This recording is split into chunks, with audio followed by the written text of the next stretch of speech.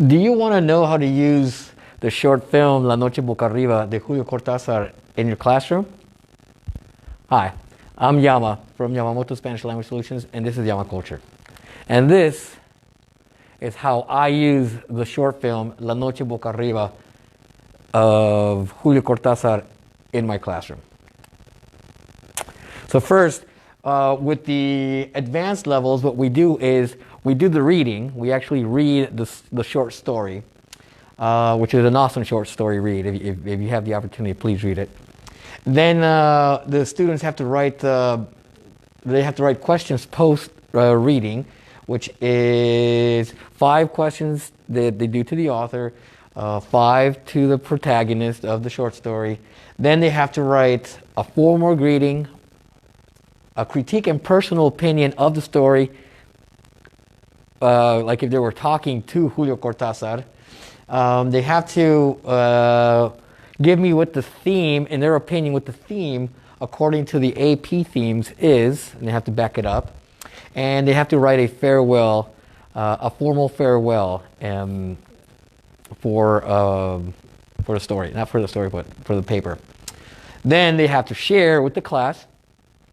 And to hand in, they can give an audio, or they could upload a video Seesaw or an audio in Seesaw. And lastly, is actually watching the short film. Now, for advanced levels, we're talking about 4 AP language and culture. We're talking about 5 AP language and culture. Spanish speakers also. Now, why this video? I mean, why this short film? Well, it gives the opportunity for the students to hear another voice in Spanish that's not mine. Also, it's an audio-visual summary of the short story that they read, and they did all this work with, and they shared and everything. Well, this video is a very short audio-visual summary of everything that they did. They might have used their imagination and how they perceive it. This is actually a very fun way of ending that whole, if you want to call it, a week of actually seeing this short story. Okay, La Noche Boca Arriba. Now, what's awesome about it is the themes that it talks about are quantum theory and time and space theory, which again, they get really, the questions or the dialogues with the students get really, really, really interesting and very, very, very deep. It's a very fun read. If you can read it, and you will learn a lot about quantum theory, time and space, all this kind of stuff. It's very awesome. Now, for beginner levels, what we should do, or what they could do is, or what you could do, is first the students can Google facts about Julio CortÁzar, usually around 5 facts about Julio CortÁzar. Also, they can Google 5 books or short stories that Julio CortÁzar has written, and then 5 facts about the flower wars that the Aztecs had. Now, after that, the students watch the video. While they're watching the video, their job with the beginning levels is only to write down the name of the protagonist. That is all. They have to just watch the video and look for the name of the protagonist. Trust me, this has got to get them really, really still and looking at it in every detail. It's very nice. It's very nice. And then after that, after the video is done, you ask them the question. They have to answer the question. Did you like the video? You can ask in English or in Spanish. Hopefully it's in Spanish already. And they answer in Spanish. Again, hopefully it's in Spanish already.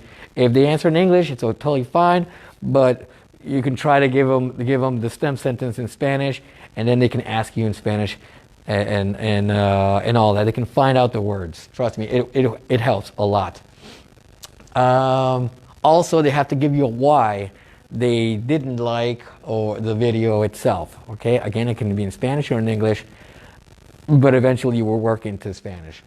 And the fifth, you can add any other questions. Hey, did you like the music? Did you like the animation? Etc. Etc. Etc. And again, it can be in Spanish or in English, however you feel comfortable, or however you feel the students are comfortable in. But eventually, try to get it to the target language, aka in this case, try that the whole conversation is in Spanish. All right. Now, what are beginner levels? Well, beginner levels would be 1, 2, and 3 pre-AP.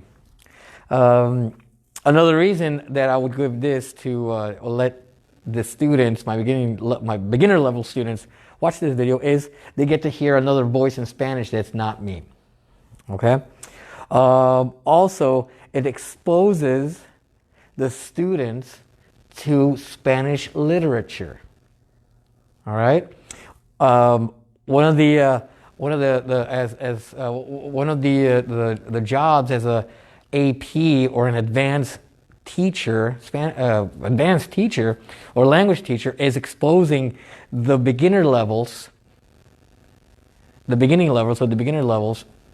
to the literature and the authors of literature, just so when they eventually get to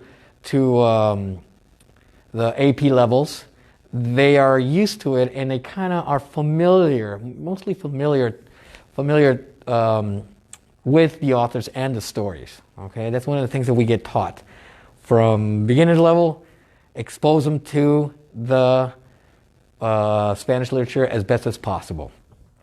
Also, the other thing, it exposes the students to Aztec culture, the Flower Wars. If you don't know what a Flower War is, or the Flower Wars, it also helps you to know what it is and be able to at least discuss it a little bit further with the students. Then you have the students actually exposed to upper level or to advanced levels. A lot of the students, you'll be amazed, or you may not be amazed, that a lot of students, when they find out that there's a 4 AP and a 5 AP, they're like, what? I thought Spanish or the language I'm doing only goes from 1 to 2, perhaps 3, but I didn't know it went to 4 AP, language and culture, or literature 5 AP. They didn't know. Well, when you expose this to them, they hear it and it's like, oh. And that becomes a little seed for some students that stays right here in their head. And it's like, hey, you know what?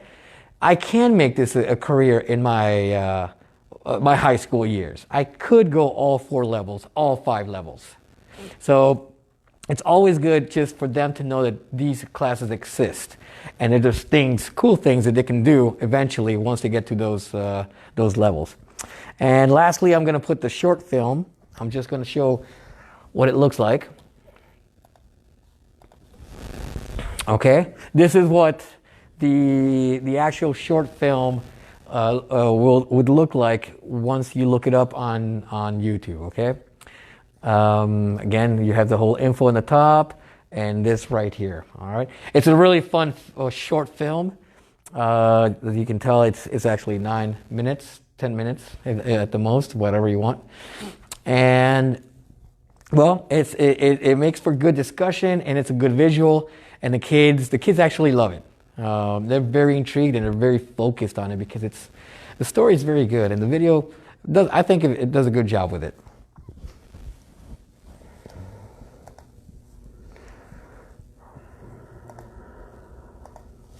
Alrighty. Anyway, so this is how I use the short film La Noche Boca Arriba of Julio CortÁzar in my class. I'm Yama from Yamamoto Spanish Language Solutions, and this was YAMA Culture. So right now, I would like to give some shout-outs. Let's see. No, nobody's looking. All right, here we go. Anyway, so I would like to give some shout-outs to my board teachers group. We already hit 900 board teachers, 900 people in the group. We are, well, hopefully, I want to see that by the end of the month, before we hit the end of the year, we can hit perhaps 1,000 teachers. Okay, that would be awesome. That would be excellent. All right. So if you have any comments, please write them down. If you have any questions, again, right now, I love the questions. If you have suggestions of what I could do, if there's something that you would like to know, please write them down and send it to me. Share this video if you know anybody that's doing advanced levels or wanting to do literature in their classes and they just don't know what to do. Well, here's an idea for them. Click like if you click like. Go to my YouTube channel. Remember, if you need any online classes for Spanish, you can ask. You can just ask me, send me a message, or if you need any translations from Spanish to English, or subtitles that need to be translated from Spanish to English, or vice versa, you can contact me. Now, I'll see you when I see you.